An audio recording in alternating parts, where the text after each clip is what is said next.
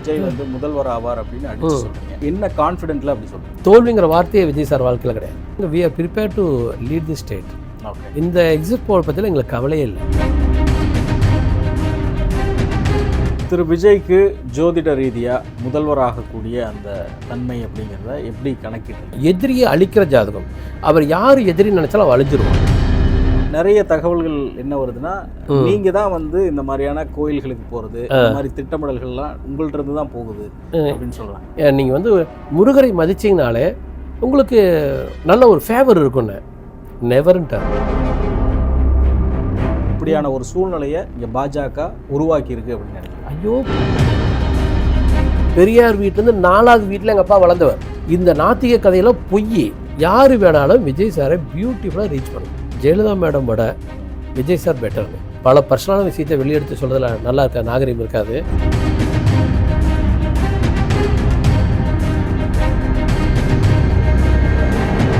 DMK பிஜேபியுடைய அடிமைகள் கப்பம் கட்டிட்டு இருக்காங்க. நான் டெல்லியில் இருக்கேன். திரு சீமான் எல்லாத்தையும் சித்தப்பாம்பாரு, விஜய் சார் தம்பிம்பாரு, அங்கே பெரியப்பாம்பாரு, பாரதியார் தாத்தாம்பாரு, திருவள்ளுவர் அங்கே அப்பத்தாம்பாரு, அப்படியே உறவு கொண்டாடிட்டு இன்னைக்கு வரைக்கும் சர்வை ஆகிறவருங்க. மிகப்பெரிய கில்லாடிங்க. அவர் ஜாதகம் ஒரு முதலமைச்சருக்கான ஜாதகம் அல்ல. அஜித் ஜாதகம் வந்து உண்மையாலுமே சிஎம் கூட பவர்ஃபுல் ஹோரோஸ்கோப் தான். ஆனால் அரசியலுக்கு வரமாட்டான்னு இருக்குது.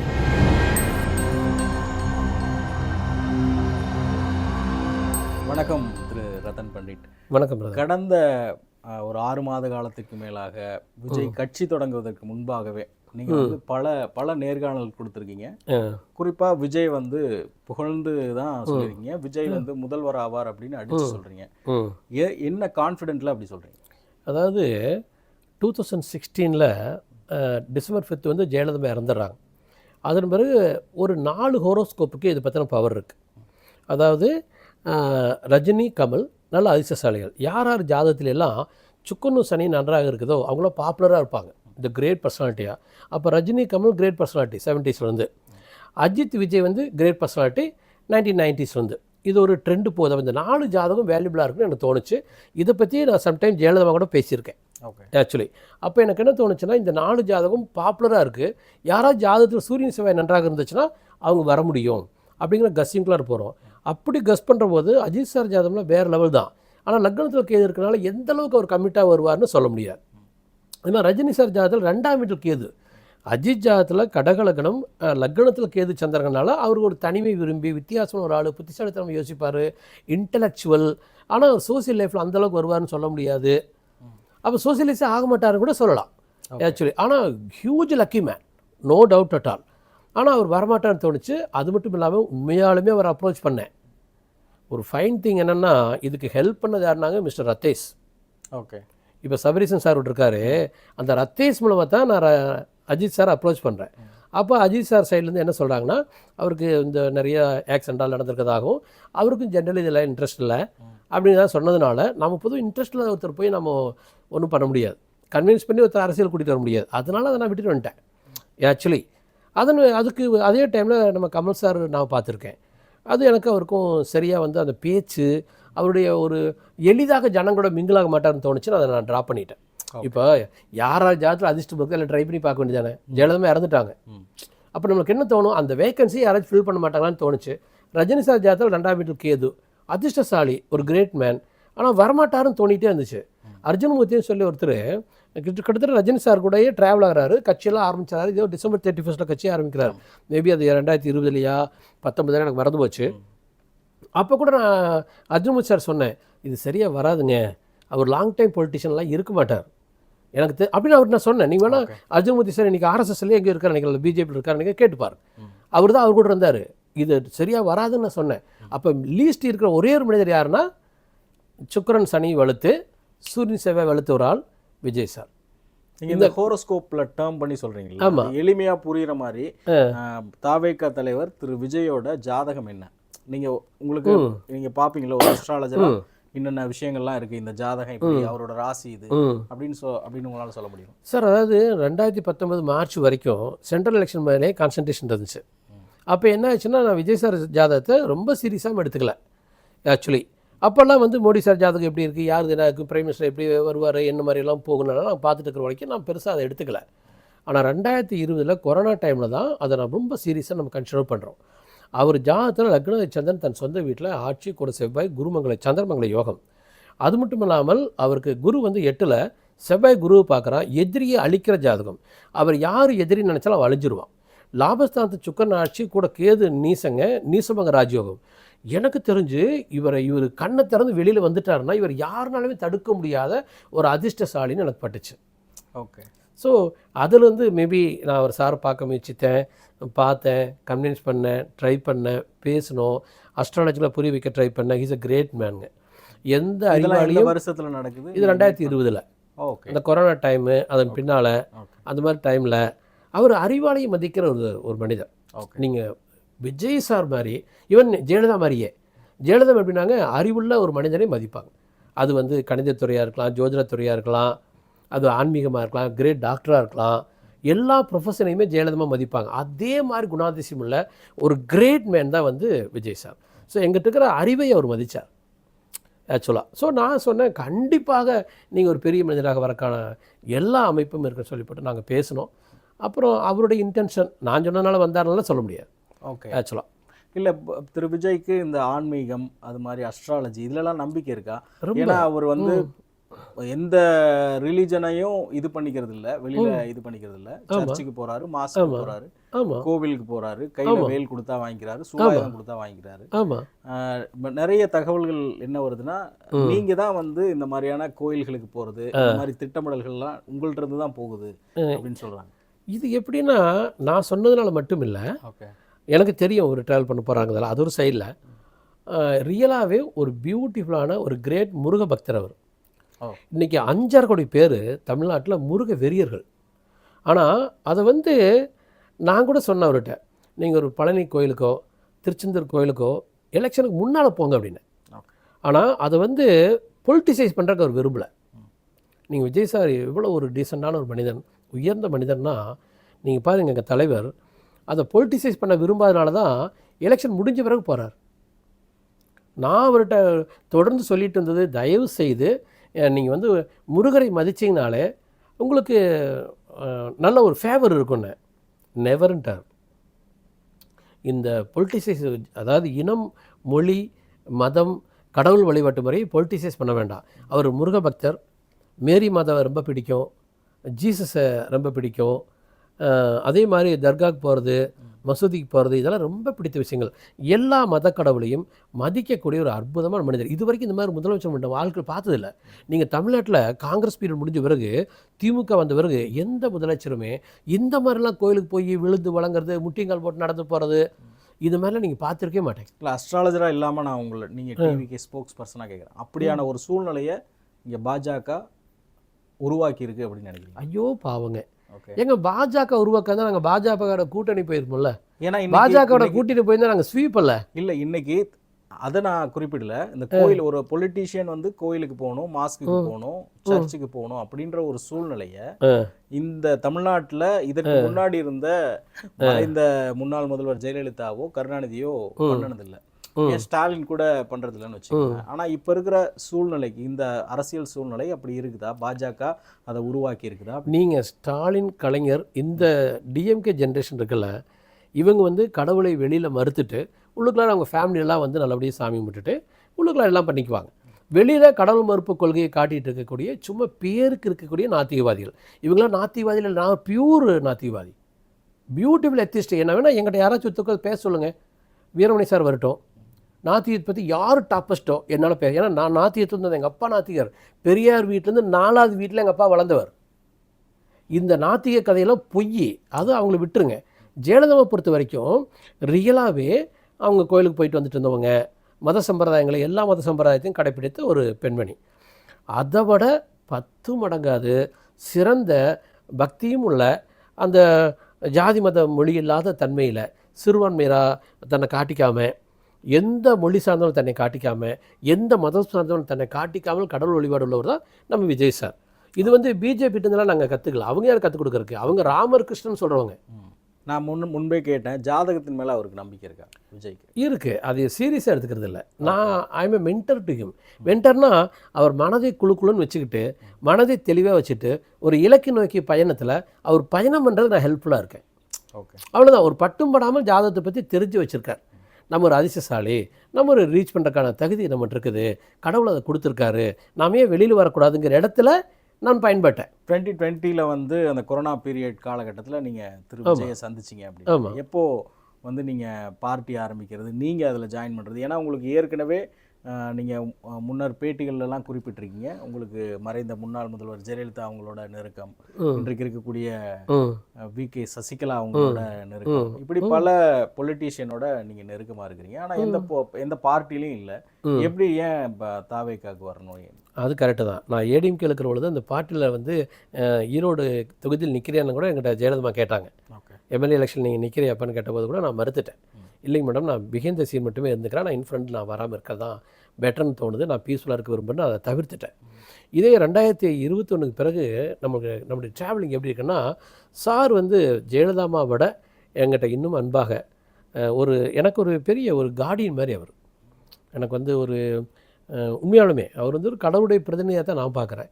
அவருடைய அனுகிரகம் எனக்கு இருக்குங்கிற பொழுது, இன்றைக்கி கோடிக்கணக்கான ரசிகர்கள்லாம் இருக்கிற இந்த கூட்டத்துக்குள்ளார எனக்கு அவர்கிட்ட கிடைக்கிற அன்பு, பாசம், அரவணைப்பு, என்னுடைய அறிவை அவர் மதிக்கிறார். நான் பகுத்தறிவாதி.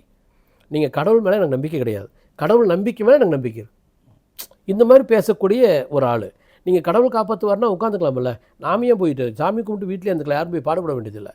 ஸோ அவர் எப்படி உழைப்பாளர் மேலே வந்தாரோ நானும் என்னுடைய உழைப்பாளர் மேலே வந்தேன். அப்படியே பக்கத்தில் போக போக 2021, 22 அப்போ நம்ம கட்சி ஆரம்பிக்கிறோம், டிவிக்கேங்கிற பேர் வைக்கிறோம். 64 இந்த கிரேட்டஸ்ட் நேம் நம்ம வச்சிடறோம். அது அப்படியே ட்ராவலாக லாஸ்ட் இயர் எண்டில் நான் உள்ளே என்ட்ராயிருந்தேன், பெட்டர்னு தோணுச்சு. அவர் வந்துருங்கன்ட்டார். Okay, you can stand with மீனாரு. நான் உள்ளே வந்துட்டேன். ஆக்சுவலாக திரு விஜய் அணுகிறது வந்து ரொம்ப எளிதாக இருக்கா? ஏன்னா வெளியிலலாம் சொல்லும் போது முன்னாடிலாம் மேடம் ஜெயலலிதாவை சொல்லுவாங்க, அவங்கள ஈஸியாக யாரும் நெருங்கிட முடியாது. அந்த மாதிரி தனக்கு அருகிலேயே ஒரு வட்டத்தை போட்டு இருக்கக்கூடியவர் தான் விஜயா. அதே மாதிரி நீங்கள் ஜெயலலிதா அவங்களுக்கும் திரு விஜய்க்கும் இருக்கிற என்னென்ன ஒற்றுமை வேற்றுமை? சார், ஆக்சுவலாக உங்களுக்கு தெரியாதால் நீங்கள் ப்ரெஸ்லேருந்து தான் வந்திருக்கீங்க. ஒரு 50லேருந்து 100 பத்திரிகையாளர்கள் பேரில் இருக்கிறவங்கள லாஸ்ட்டு 3 வருஷமாக ஜனங்களை பிரெயின் வாஷ் பண்ணிக்கிட்டே இருக்காங்க. இது திராவிடம், பிஜேபி பிடிச்சிரும், விஜய் சார் வந்து வேறு மாதிரி ஒரு கேரக்டரு, அவரெலாம் லாய்க்கு இல்லை, அவர் வந்து ரீச் பண்ண முடியாது அப்படிங்கிற ப்ராபகண்டாவை பியூட்டிஃபுல்லாக இவங்க எடுத்துகிட்டு போயிட்டுருக்காங்க. திரும்ப ஒரு சோப்பு வியாபாரம் பண்ணிங்கன்னா அது ஒரு நாள் சோப்பு வாங்கிடுவான். அந்த மாதிரி இவங்க ஒரு பொலிட்டிக்கல் வியாபாரம் பண்ணுறாங்க. அவர் ரீச் பண்ண முடியாது. சரி, ஸ்டாலின் சார் ரீச் பண்ண முடியுங்களா? நான் வேணால் யாரோ ஒருத்தர் ட்ரை பண்ண சொல்கிறேன். உடனே ரீச் பண்ண முடியுமா? சபரீசன் சார் ரீச் பண்ண முடியுமா? உதயநிதி சார் ரீச் பண்ண முடியுமா? ஏன் அந்த ரத்தேஷ் சார் ரீச் பண்ண முடியுமா? வேறு யாராச்சும் ரீச் பண்ண முடியுமா? மகேஷ் சார் ரீச் பண்ண முடியுமா? செந்தில் பாலாஜி ரீச் பண்ண முடியுமா? யார்கிட்ட கதையை விட்டுருக்குறீங்க? யாருமே ரீச் பண்ண முடியாது. அவங்களுக்குன்னு 4-5 பேர் இருப்பாங்க, அவங்க மூலமாக ரீச் பண்ணலாங்கிற மாதிரி தான் எல்லா இடத்துலையுமே. காரணம் டைம் ஃபேக்டர், நேரம் வேணும். இப்போ 1 கோடி பேர் ஃபேன்ஸ் இருக்காங்க, 1 கோடி பேர் இன்றைக்கி மேலே மெம்பர்ஸ் இருக்காங்க, 1.5 கோடி பேர்த்துக்கு மேலே ஊழியர்கள் மெம்பர்ஸ் இருக்கக்கூடிய ஒரு தொண்டர்கள் இருக்கக்கூடிய ஒரு கட்சி வந்து இன்றைக்கி தாவேக்கா. 1 கோடி பேர் அட் அ டைமில் கால் பண்ண என்னாகும்? ஃபோனே வெடிச்சிடலாம். ஸோ இப்படி அவரை ரீச் பண்ண முடியும். நல்ல சேனல்ஸ் இருக்குது. இப்போ முசியானந்த் சார் இருக்கார், நான் இருக்கேன், நிறையா அவரை சுற்றி இருக்காங்க. மெயில் கொடுக்கலாம், மாவட்ட சேனல் மூலமாக ரீச் பண்ணலாம். யார் வேணாலும் விஜய் சாரை பியூட்டிஃபுல்லாக ரீச் பண்ணலாம் எளிதாக. இப்போது நான் கேட்டது தான், ஜெயலலிதா மேடம் அவங்களுக்கும் திரு விஜய் அவருக்கும் என்னென்ன ஒற்றுமைகள்லாம் பார்க்குறீங்க, என்னென்ன வேற்றுமைகள்லாம் பார்க்குறீங்க? அதாவது ஜெயலலிதா மேடம் விட விஜய் சார் பெட்டருங்க. எப்படி பெட்டர்னா, ஜெயலலிதா மேடமுக்கு அஸ்ட்ராலஜியில் கேட்டால் கூட 2ஆம் வீட்டில் சனி. She's a dominator, she's a ruler, she's an administrator. She can listen to society. யார் என்ன சொல்ல கேட்டுக்க மாட்டாங்க. ஆக்சுவலாக அவங்களுக்கு தெரிஞ்சதை பிடிச்சதை செய்வாங்க. வெரி ரேராக இன்டெலெக்சுவல் பீப்புள் யாராச்சும் பேசுகிறாங்கன்னா கூட பேசுவாங்க, அவ்வளோதான். அப்போ நாங்களாம் கூட இருந்தோம், அம்மா கூட. வெரி ரேர், அவ்வளோ ஈஸி இல்லை. அந்த இடத்துல இவரையும் கூட ஒத்துக்கலாம். இன்டெலெக்சுவல் பீப்புளும் அப்படியே மதிப்பார். அறிவுள்ள ஜனங்களே மதிக்கக்கூடிய ஒருவர். அதை விட பெஸ்ட்டு என்னென்னா, உங்களை பேச விட்டு, உதாரணத்துக்கு ஒரு 1/2 மணி நேரம் 1 மணி நேரம் ஒரு மனிதனை பேச விட்டு அதை வந்து ஒரு 30 செகண்ட்லேருந்து 2 நிமிஷத்துக்குள்ள அப்சர்வ் பண்ணிக்குவார். ஸோ அப்போ இவர் வந்து ஜெயலலிதாவோட எளிதாக இருக்கார். அடுத்த 40-50 வருடங்களுக்கு இந்த தமிழ்நாட்டு அரசியல் அவரை சுற்றி தான் இருக்க போகுது. ஓகே, ஒரு 100 வருடம் வரைக்கும் அவர் வாழ போகிறார் சார். அவர் அண்டர் நாட் அவுட் ஜாதக பிரகாரம். ஸோ அப்படி வாழக்கூடிய ஒரு தலைவருங்க நம்மளுக்கு கிடைச்சிருக்கிறது. It's very ப்ரௌடுங்க. நீங்கள் எக்ஸிட் போல்லாம் பார்த்துருப்பீங்க. ஆமாங்க சார். ஒரு சில இது உங்களுக்கு இப்போ டிவிக்கே வந்து டபுள் டிஜிட்டில் கொடுத்துருக்காங்க. பலர் வந்து நல்ல வாக்கு சதவீதம் வாங்குவாங்க. 8லேருந்து 15 தொகுதிகள் 20 தொகுதிகள் வரைக்கும் வெல்லக்கூடிய வாய்ப்பு இருக்கு அப்படின்றாங்க. நானா நீங்க சொல்றீங்க விஜய் வந்து முதல்வர் ஆவார் அப்படின்னு சொல்றீங்க. சரி, எவ்வளவு தமாசானா கேலி கூத்தானது இந்த எக்ஸிட் போல் நான் உங்களுக்கு சொல்லட்டுங்களா? இப்போ எக்ஸிட் போல்லாம் ஓட்டு போட்டுட்டு வெளியே வரவங்க எக்ஸிட் ஆகிறவங்கிட்ட போய் ஒப்பீனியன் கேட்குறது இல்லைங்களா? இப்படி இவங்க யாராட்ட ஒப்பீனியன் கேட்டாங்க, இதுக்கான ஆன் ரெக்கார்டு என்ன வச்சுருக்காங்கன்னு தெரியாது. ஆனால் ஒரு ரெக்கார்டு இருக்குது. லாஸ்ட்டு 3-4 வருஷமாக இந்த ஜால்ரா விஜயகாந்த் ஒரு பேட்டியில் சொல்லுவார், ஜோயின் ஜக்னு அடிச்சுட்டு இருக்கிறீங்களா ஜெயலலிதாக்குன்னு சொல்லி ஒரு காலத்தில் அவர் சொல்லிட்டு இருந்தார். அதே மாதிரி லாஸ்ட்டு 3 வருடமாக தொடர்ந்து ஜால்ரா அடிச்சுக்கிட்டே போயிட்டு இருக்குது ஒரு சைடில். இன்னொரு சைடில் சுதந்திரம் இல்லாத பத்திரிகை உலகம். அப்போது இந்த எக்ஸிட் போல் மட்டும் இல்லை, லாஸ்ட்டு 3 வருடமாக இந்த நிறையா பத்திரிகையாளர்கள் பேர் இருக்கிற ஆட்களும் இது மாதிரி எக்ஸிட் போல் பண்ணுறவங்களோ அப்படி பிரெயின் வாஷ் செய்யப்பட்டிருக்காங்க. எங்களை அவங்க பிரெயின் வாஷ் பண்ணுறாங்க காமன் பீப்புளை. ஸோ இது வந்து சும்மா ஒரு ட்ரெண்டிங்காக அவங்க போடுற விஷயம். 4 நாள் வெளுத்து போயிடும். சராசரி ஆளாக இருந்தால் டிஎம்கே முன்னால் பஸ்பம் ஆயிரும் சார். ஏன்னா இவங்க பண்ணுற பிரெயின் வாஷுக்கு நானே கூட டிஎம்கேக்கு ஃபேவர் ஆகிடலாம். ஓகே, அந்த அளவுக்கு வந்து ஒரு பெரிய எவ்வளோ ரேப்பு, எவ்வளோ கொலை, பெண்களுக்கு எந்த பாதுகாப்பும் இல்லை, கடுமையான விலைவாசி உயர்வு, இந்த டாஸ்மாக் நடக்கக்கூடிய கொள்ளைகள். இன்றைக்கி வந்து ஒரு பாத்ரூமில் ஒரு டேங்க்கில் போய் வாட்டர் டேங்கில் ஒருத்தன் போய் பாத்ரூம் போய் வச்சுட்டான், அதை கண்டுபிடிக்கவே இல்லை. கள்ளச்சாராய சாவுகள் விழுந்துக்கிட்டே இருக்குது, அதுக்கு தடையே இல்லை. ஒரு 4 பெட்டிக்கடை, ஒரு பெட்டிக்கடையில் இன்றைக்கி வந்து ட்ரக்ஸ் விற்கிது. சின்ன சின்ன இடங்கள்லாம் ட்ரக்ஸ் விற்கிது. அந்த ட்ரக்ஸ் மாஃபியாவுக்கு ஒரு நெட்வொர்க் இருக்கும். அது வந்து இப்போ சென்னை மாதிரி ஊர்லேருந்து கோயம்புத்தூர் போய் சேரும், கோயம்புத்தூர்லேருந்து திருப்பூர் போய் சேரலாம், திருப்பூர்லேருந்து இன்னொரு போய் தான் அது பெட்டிக்கடைக்கு போகும். பெட்டிக்கடைக்காரன் டைரெக்டாக வந்து ஒருத்தர் ட்ரக் வாங்கி போயிட மாட்டான். இதை ஏதாச்சும் கண்டுபிடிச்சி வெளியே சொல்லியிருக்காங்களா? எக்ஸிஸ்ட் போல் இருக்காங்களே 4.5 கோடி பேர். யோசிச்சு பாருங்கள், 2,30,00,000 பேர் ரேஷன் கார்டு வச்சுருக்கான். அப்போது ஒரு ரேஷன் கார்டு இங்கே 2 பேர்னு வச்சுட்டீங்கன்னா கூட 4.5 கோடி பேருங்க வறுமை கோட்டுக்கு கீழேயோ அல்லது வறுமை கோட்டுக்கு கொஞ்சோண்டு மேலேயே இருக்கக்கூடிய ஏழைகள். இவங்கெல்லாம் இதனால் எவ்வளோ பாதிக்கப்பட்டிருப்பாங்க. இவங்கெல்லாம் வந்து டிஎம்கே தான் ஓட்டு போட்டுன்னு சொன்னாங்களா எக்ஸிஸ்ட் போடல? நீங்கள் தனியாக சர்வே எடுத்துருப்பீங்க. நாங்களாம் நிறைய பண்ணியிருக்கோம். எங்களுடைய பாயிண்ட் ஆஃப் வியூவில் ஒவ்வொரு குடும்பத்தில் நாங்கள் வந்து 2,30,00,000 பேர்த்த நாங்கள் 30,00,000 ரேஷன் கார்டை நாங்கள் டார்கெட் பண்ணோம். அந்த 2,30,00,000 ரேஷன் கார்டில் எவ்ரி ரேஷன் கார்டு நீங்கள் 1 or 2 ஓட்டு எங்களுக்கு கேஷுவலாக கிடைக்குது. அப்போ ஒரு 2 கோடியிலேருந்து 3 கோடி ஓட்டர்ஸ் எங்களுக்கு இருக்கிறாங்க. எந்த மாற்று கருத்துக்கும் இடம் இல்லை. அவங்க கண்டிப்பாக ஓட்டு போட்டிருப்பாங்க. அது ஒரு 80% ஓட்டு போட்டிருந்தாங்கன்னா கூட அது 2 crore to 2.5 crore. அது about 45% to 55% ஓட்டு. எத்தனை தொகுதிகளில்? more than 150 minimum. அல்லது 170 தாண்டினாலும் ஆச்சரியப்படல. இப்போது ரீசெண்டாக வர்ற நேற்று எக்ஸிட் போல் சர்வே வெளியானதுக்கப்புறம் ஏடிஎம்கே வந்து டிவிகே அப்ரோச் பண்ணுறாங்க அப்படின்ற மாதிரிலாம் தகவல் வருது. எந்த அளவுக்கு உண்மை? இல்லை, அதெல்லாம் உண்மை இல்லை. அதனால் நாங்கள் வந்து இண்டிவிஜுவல் மெஜாரிட்டியோட கவர்மெண்ட்டை ஃபார்ம் பண்ணுறதுல நாங்கள் தெளிவாக இருக்கோம், எக்ஸ்ட்ராடியும் தெளிவாக இருக்கும். இதில் எங்களுக்கு எந்த சந்தேகம் எங்கள் பக்கம் இல்லை. அவங்களுக்கு இந்த மாதிரி துதிப்பாடிகளோ எல்லாம் திராவிட கதைகள் பேசிட்டு ஜனங்கள்கிட்ட பிஜேபி வந்துடும், பூச்சாண்டி பிஜேபி வந்துடும். இவங்க பிஜேபியுடைய அடிமைகள். டிஎம்கே பிஜேபியுடைய அடிமைகள். கப்பம் கட்டிகிட்டு இருக்காங்க. நான் டெல்லியில் இருக்கேன். பல பர்சனலான விஷயத்தை வெளியெடுத்து சொல்கிறதுல நல்லா இருக்கா, நாகரிகம் இருக்காது. உறுதியாக நான் சொல்கிறேன், எனக்கு தெரியும் தெளிவாக. எல்லா இடத்துலையும் காம்ப்ரமைஸ் பண்ணிட்டு வாழ்ந்துட்டு இருக்கிற ஒரு கூட்டம் தான் இந்த டிஎம்கே லீடர்ஷிப் கூட்டம். திரு விஜய்க்கு ஜோதிட ரீதியாக முதல்வராகக்கூடிய அந்த தன்மை அப்படிங்கிறத எப்படி கணக்கிடுறீங்க? அடுத்த ஒரு அதாவது எம்ஜிஆர் வந்து வந்தாருங்களா 77 87 டிசம்பர் 25 நினைக்கிறேன் அவர் இறந்ததால் 24 அந்த தேதி வரைக்கும் அவர் அசைக்க முடியாத முதலமைச்சர். எந்த 3 எலெக்ஷனும் தோக்கலை. அதே மாதிரி விஜய் சாருடைய ஜாதகங்கிறதுங்க இனிமேல் என்றைக்குமே தோக்க மாட்டாருங்கிற அளவுக்கு இருக்கக்கூடிய ஒரு முதலமைச்சர் ஜாதகம். ஒரு சிம்பிள், நம்ம சார் வெளியே வராரு, ஒரு சினிமா நடிகரை பார்க்குறக்கான கூட்டம் இல்லை. அப்படி சினிமா நடிகரை பார்க்குற கூட்டம்னா சலிச்சு போயிடும் ஆக்சுவலி.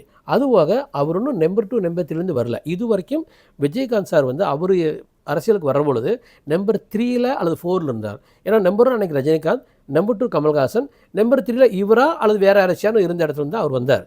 இது மாதிரி நம்பர் 1 இருந்து அரசியலுக்கு வந்தவங்க தமிழ்நாட்டில் ஒரே ஒரு ஆள் எம்ஜிஆர், அடுத்தது நம்ம சார். அதனால் இவருடைய ஜாதகம்ங்கிறது என்னை பொறுத்த வரைக்கும் 100 வயது வரைக்கும் கூட இவர் சிஎம்மாக கண்டினியூ ஆவார்னு தோணுது. ஓகே, எதிர்க்கட்சி தலைவராக கூட அவர் மாற மாட்டார். நிரந்தர முதல்வர் சொல்கிறோம் இல்லைங்களா? அடுத்து குரு பயிற்சிலாம் வருது, இதெல்லாம் அதெல்லாம் கடகராசிங்கிறது. ஈரோடு முத்துசாமி என்ன கடகராசி, நிறைய பேர் கடகராசி. அஜித் சார் கடகராசி, எங்கள் தலைவர் கடகராசி, நிறைய கடகராசிக்கார் இருக்காங்க. இது எல்லாத்துக்குமான பொதுப்பலன் இந்த குரு பேச்சு. இவருக்கெல்லாம் குரு பேச்சும் இல்லை, சனி பேச்சும் இல்லை. இப்போ சூரியனுக்கு ஏதுங்க அஸ்தமனம், அது சும்மா டே நைட் மாற மாதிரி தெரியுது. இட்ஸ் ஆல்வேஸ் பிரைட்டர் இல்லையா? இவர் அந்த மாதிரி சூரியனா உதயசன் எப்படி வர முடியும்? உதயசன் வரவே முடியாது. இல்லை அதெல்லாம் இல்லை. இவர் நான் வந்து சொல்கிறது ஒன்லி சூரியன். சூரியன் உதயமாகுது அஸ்தமனமாகுது போய் எங்கள் சாரை பொறுத்த வரைக்கும். ஓகே, எங்கள் சாருக்கு அஸ்தமனங்க ஒரு பேச்சுக்கான கிடையாது. தோல்விங்கிற வார்த்தையே விஜய் சார் வாழ்க்கையில் கிடையாது. ஓகே, அதனால தான் தமிழக வெற்றி கழகம்னு பேர் வச்சுருக்கோம். வெற்றி தான். அப்போ இப்போது முதல்வராக இருக்கக்கூடிய திரு ஸ்டாலினோட ஜாதகம் என்ன சொல்லுங்கள்? நீங்கள் ஒன்றுமே வேண்டாம் சார்.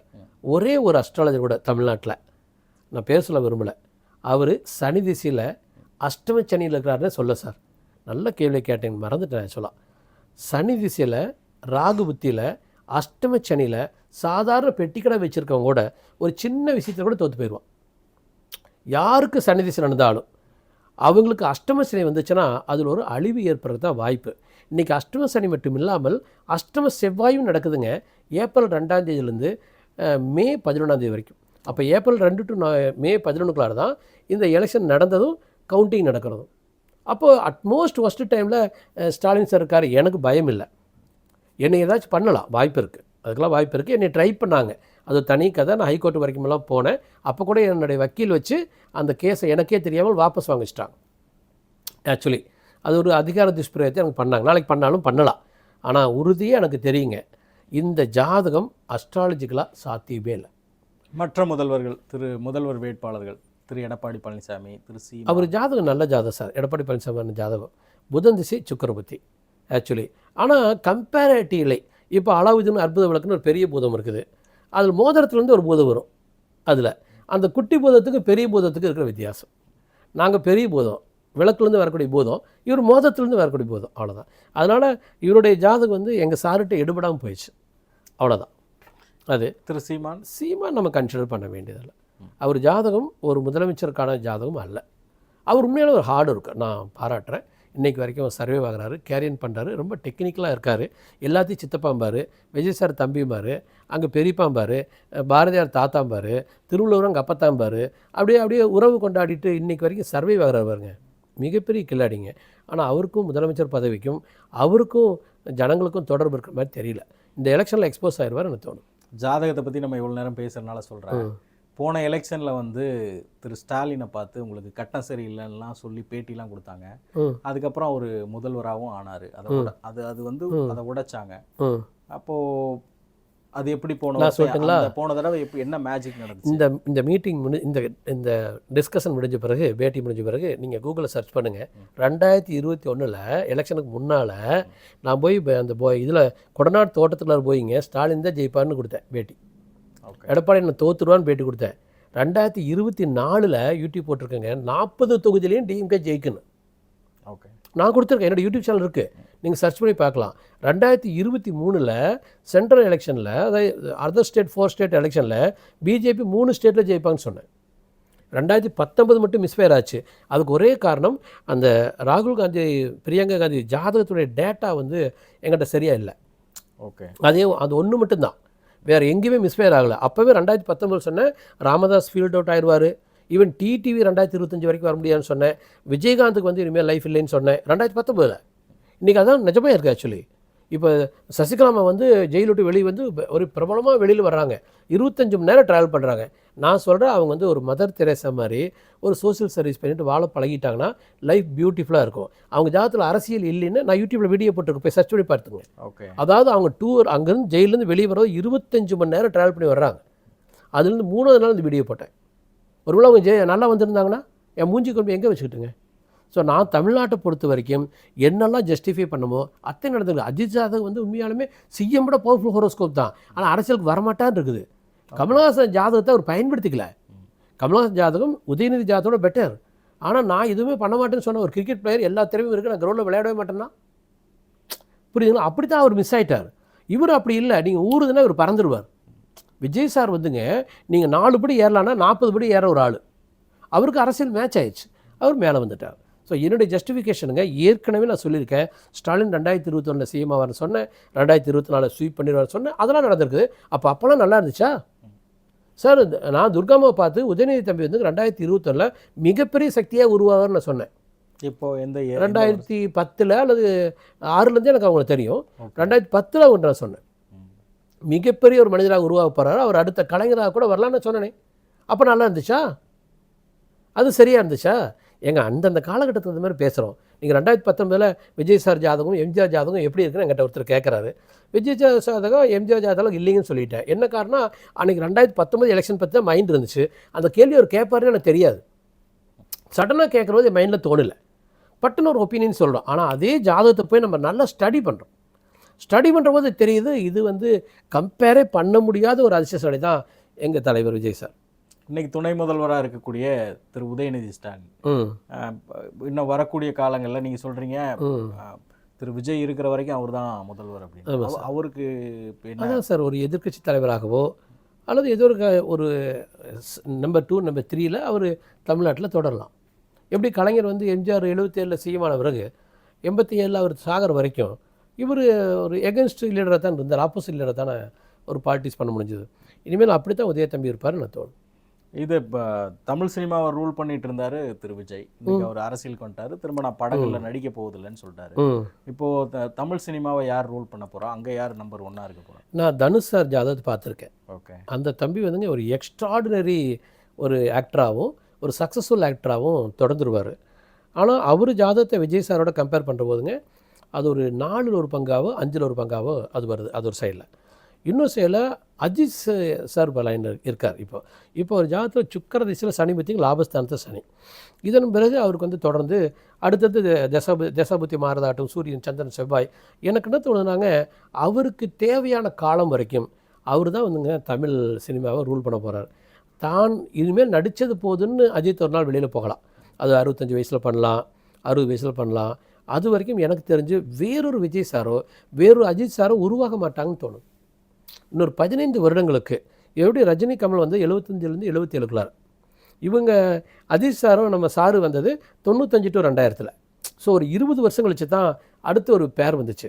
அதே மாதிரி எனக்கு என்னமோ இப்போ ஒரு 2035லேயோ 40லேயோ வேணால் அந்த மாதிரி ஒரு ட்ரெண்டு கிரியேட் ஆகலாம். அது வரைக்கும் சக்கரவர்த்தி வந்து அஜித் சார் தான். ஓகே. இப்போ தேர்தலுக்கு பிந்தைய கருத்து கணிப்புலாம் முடிஞ்சதுக்கப்புறம் திரு விஜய் அவர்களுடைய மனநிலை நீங்கள் க்ளோஸாக இருக்கீங்க அப்படின்றீங்க, எப்படி இருக்கு? அவர் ரொம்ப ஹோப்பாக இருக்காரா? ரொம்ப ஹோப்பெல்லாம் இல்லை. நாங்கள் we are prepare to lead the state. Okay. இந்த எக்ஸிட் போல் பற்றியில் எங்களுக்கு கவலையே இல்லை. இது வந்து மெனிப்புலேட் பண்ண மாட்டாங்களா சொல்லுங்க பார்க்கலாம். இது எளிதாக மெனிப்புலேட் பண்ணுற ஒரு சப்ஜெக்ட்டுங்க. இது வந்து என்ன ஆதாரம் இருக்குது, என்ன எவிடன்ஸ் இருக்குது, இது என்ன கோர்ட்டு ஜட்ஜ்மெண்ட்டா? ஒன்றுமே இல்லை. இதெல்லாம் சும்மா அங்கே மனசை பிரெயின் வாஷ் பண்ணிகிட்டே வராங்க. போன 3 வருஷம் இந்த சோப் வாங்கிங்க, இந்த சோப் வாங்கிங்க, இந்த சோப் வாங்கிக்கிங்க, இந்த டிஎம்கே போடுங்க, இந்த டிஎம்கே போடுங்க, இந்த டிஎம்கே போடுங்க, இது திராவிடம், இது திராவிடம், இது திராவிடம், நாங்கள் எகென்ஸ்ட் பிஜேபின்னு ஒரு ஆளை அப்படியே கிளுகிழப்பு ஆட்டிகிட்டே இருக்காங்க. அந்த கிளுகிழப்புடைய கடைசி ஃபைனல் டச்சு தான் இந்த எக்ஸிட் போல். இதோட முடிஞ்சிருச்சு. ஓகே. காலையில் 8 மணிக்கு கவுண்டிங் ஆரம்பித்தாங்கன்னா போஸ்டல் ஓட்டு ஒரு 1/2 மணி நேரம், 8:30 மணிக்கு கவுண்டிங் ஆரம்பித்தா 9:15 4ஆம் தேதி மே மாதம் 9:15 இந்த தமிழ்நாடு சொல்கிறீங்க. அது ஏதாவது இல்லை, அந்த நாள் ஒரு அற்புதமான நாள். தனுர் ராசிங்க, குருச்சந்திர யோகம், இவருக்கு 6ஆம் வீட்டில் சந்திரனுங்க. இதில் எக்ஸ்ட்ராடினரி லக்கி டைம் எங்கள் சாருக்கு. அந்த நாள் ஸ்டாலின் சாருக்கு ஒரு நல்ல நாள் கிடையாது ஆக்சுவலி. ஈவன் உதயநிதி தம்பிக்கு வந்து அன்றைக்கி சந்திராஷ்டமம். ஓகே. ஆக்சுவலி எங்கள் நம்ம எடப்பாடி பழனிசாமி 4ஆம் வீட்டில் சந்திரங்கிறது ஒரு மீடியமான ஒரு நாள். அப்போ அன்றைய நாள் the great to Vijay sir, எங்கள் தலைவர். விஜய் சார் கூட சொல்லக்கூடாது, தலைவர். ரொம்ப நன்றி. இவ்வளோ நேரம் எங்களுக்கு நிறைய தகவல்கள் சொன்னீங்க. ரொம்ப நன்றி. தேங்க்யூ.